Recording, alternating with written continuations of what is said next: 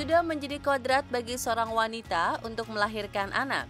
Ada yang melalui dengan persalinan normal, ada pula yang harus merelakan perut disayat pisau operasi. Namun dua jalan itu ditempuh setelah lebih dahulu menikah dan hamil secara normal pula. Terdapatlah beberapa wanita yang karena beberapa sebab susah untuk dibuahi. Di sisi lain, hasrat untuk memiliki keturunan begitu tinggi. Perkembangan teknologi kedokteran menemukan proses kehamilan yang disebut in vitro fertilization atau bayi tabung.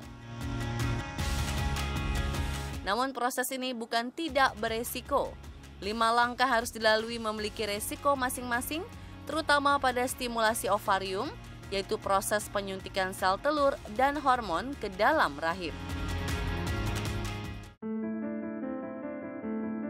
Beberapa hari lalu, cerita sedih tentang proses ini menjadi viral.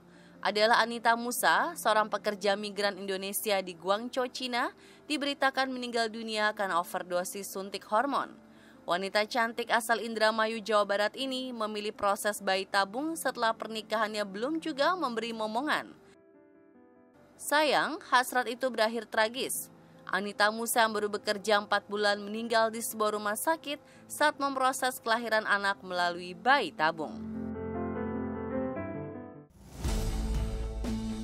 Hebohnya kabar duka yang menimpa Anita Musa saat menanti memiliki keturunan melalui proses bayi tabung seperti mengingatkan kembali kepada sejumlah selebritis tanah air yang mengambil langkah serupa. Bersyukur semua selamat dan kini berbahagia bersama si buah hati. Yusuf Ivander bertumbuh sehat menginjak usia 10 tahun. Anak pasangan Inul Daratista dan Adam Suseno terlahir melalui proses bayi tabung tahun 2009. Inul dan suami memilih jalan ini setelah 13 tahun pernikahan mereka tak juga hamil secara normal. Begitu juga dengan pasangan Chintya Lamusu dan Surya Saputra. Rumah tangga yang mereka bangun dari tahun 2008 tak memperlihatkan tanda-tanda akan memiliki anak sampai tahun 2015. Pada akhirnya proses bayi tabung dipilih. 2 tahun lalu mereka dikaruniai anak kembar. Ketika memutuskan memilih in vitro, sesungguhnya usia pernikahan Sissy Priscillia dengan Rifat Sungkar baru berjalan 3 tahun. Keinginan memiliki anak membuat mereka memutuskan jalan pintas. Proses bayi tabung berjalan lancar. Januari 2014, Elmaika Rifat Sungkar lahir. Tia Aristia memang pernah divonis dokter akan sulit hamil karena gangguan hormon dalam tubuhnya. Menyadari hal demikian, presenter ini bersepakat dengan Muhammad Irfan, suami yang menikahi tahun 2014 untuk mendapatkan anak melalui bayi tabung. Tahun 2016, usaha itu dimulai dan membuahkan hasil dengan kelahiran Muhammad Kanaka Ratinggang. Merasa nyaman, tahun lalu pasangan ini kembali melakukan, sempat gagal, lalu mencoba untuk ketiga kali.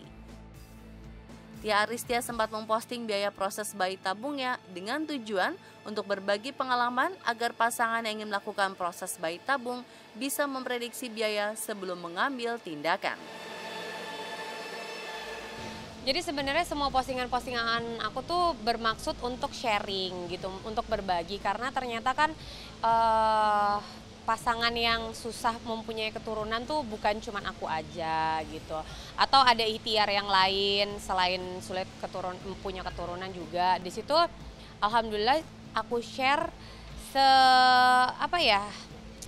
setransparannya dan memang banyak sih yang lumayan terbantu, jadi mereka bisa menyiapkan kira-kira dana yang dibutuhkan untuk persiapan bayi tabung tuh berapa gitu. Sebenarnya bayi tabung itu adalah proses untuk hamil. Nah, kalau ditanya kalau hamil bayi tabung itu harus gini, kalau lahiran bayi tabung itu harus gini, enggak. Jadi begitu udah hamil, itu udah sama wanita hamil biasa. Terus lahirannya pun sama juga, bisa sesar, bisa normal, tergantung kondisi dan kekuatan ibu dan bayinya. Atlet taekwondo ini mengaku bahwa proses bayi tabung kembali ditempuh karena masih ada simpanan embrio. Jadi yang pertama itu kan aku bayi tabung, terus aku punya simpanan embrio. Nah, aku transfer lagi jadi bayi tabung yang kedua. Itu namanya frozen embryo transfer. Nah, di situ aku di situ belum berhasil tuh, gagal. Terus yang ketiga ini karena aku simpanannya udah habis, jadi aku harus ngulang dari awal. Dan alhamdulillah sekarang masih punya simpanan lagi 3 embrio yang bisa dipakai nanti kalau misalnya aku mau program lagi.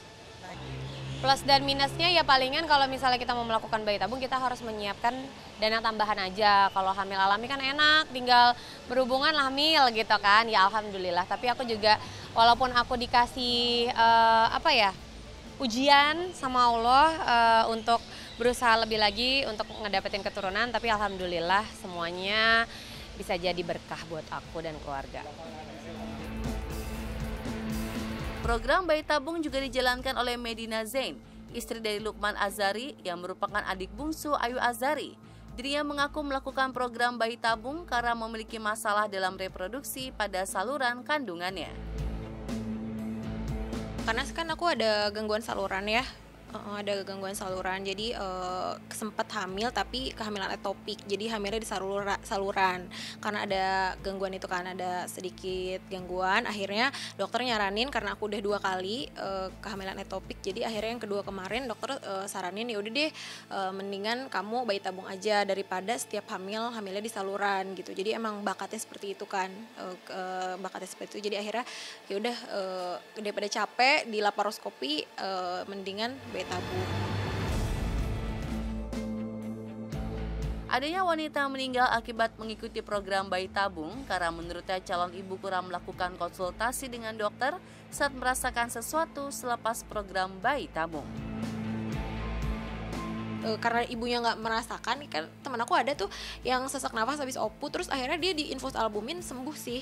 Mungkin dia salah satu pasien yang nggak bilang ke dokternya keluhan-keluhannya setelah OPU ya, dia mungkin pikir biasa aja, dan akhirnya tanpa disadari cairannya udah masuk ke paru-paru dan itu yang membuat bahaya sih. Lepas dari proses melahirkan secara normal, C-section ataupun bayi tabung, hakikatnya tetap sama. Wanita bertaruh dan menyambung nyawa antara hidup dan mati. Menyadari keadaan itu, sejumlah selebritis mengaku ikut mendampingi sang istri saat melahirkan. Iya, gue ngelihat prosesnya bener-bener dua-duanya gue lihat langsung. Gue ngelihat prosesnya, gue nangis itu lihat anak juga lahir, lihat perjuangannya, dan memang suami harus lihat istri melahirkan. Kemauan gue semua, kemauan gue sendiri, iya. Kebanyakan laki-laki tuh takut lihat darah, takut lihat perjuangan. Gue takut lihat darah, cuman gue harus tahu itu kan adalah perjuangan seorang ibu melahirkan anak tuh penuh dengan perjuangan hidup atau mati. Tegang pastinya, banyak doa. Istri saya lahirannya yang pertama maksudnya anaknya normal, yang kedua sesar gitu ya. Jadi dua-duanya udah nyobain nih.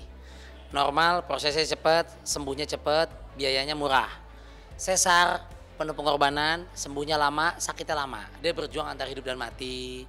Saya juga bisa merasakan bagaimana mungkin ibu saya dulu kan, istri saya, jadi